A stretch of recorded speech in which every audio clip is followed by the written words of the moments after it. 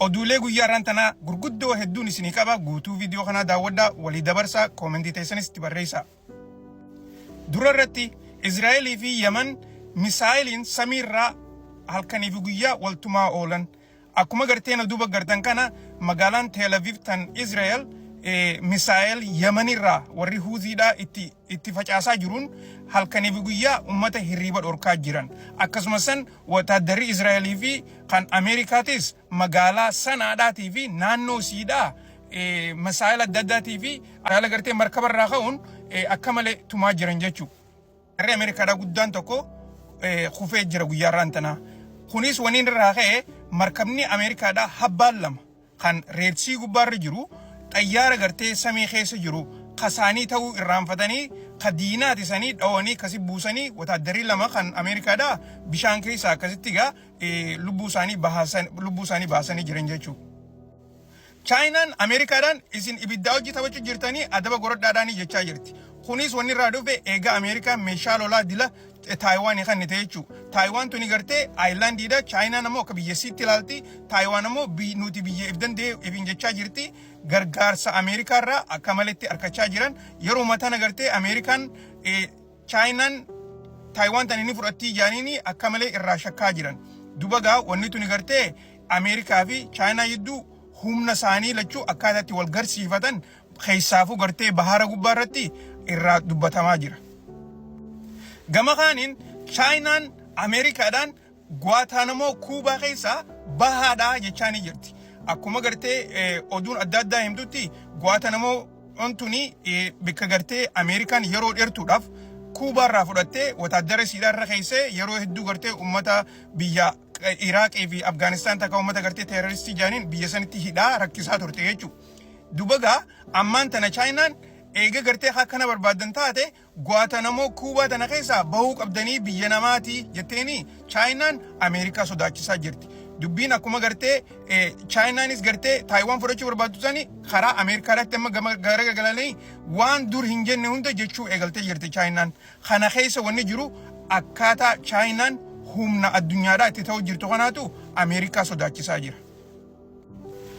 Yukureenii fi Raashaan akka malee wal lolaa jiran. Lolli kun innaawaa jabaachuu keessa diroonni Yukureen magaalota Raashaadhaa dhahee biildingii gurguddoo adda addaa dhodhoosaa jira. Akkasumas Raashaanis misaayilota amma dura ittiin fayyadamin haareyaan magaalaa Kiyev tan Yukureen dhawaa jirti. Kana jidduu yeroo gabaabduu keessatti lolli kun gartee ni dhaabbata yaamee kanuma eegamu isaan ammoo hanqa kana gartee humna isaaniitiin hamma danda'an wal dhawaa jiran. Mootummaan biyya Tarkiitii fi Raashaadhaa yeroo ammaan tana dorgommiin isaanii karaa addaatti fuula jijjiirachaa jirti jedhanii odeessaa jiran. Akkumaan amma dura isinii himetti duraan Raashaan mootummaa biyya Siiriyaa tan Asaad tana isiitu qaceellotti gargaaraa ture. Akkasumas Tarkiin jara gartee HTS kanaa fi warreen gartee biraatis isaaniitu gargaara. Warri ammaan tana gartee biyya san fudhate warra Tarkiin qaceellotti gargaartu jechuudha. Kana keessa gartee warra adda addaatu jira akkuma amma dura isinii himaa ture. Dubagaa yeroo ammaan tana Raashaan daftee gartee odoo Asaad achitti bira teessee gartee isa kana gargaaruu dhiiftee daftee keessaa bahuu kanaaf inumaatu poolitikaa Raashaan gartee addunyaa keessatti itti ilaalamaa jirtu kana fuula isaanii karaa gartee gama gartee sadarkaa biraatti jijjiiramaa jechaati haasawaa jiran.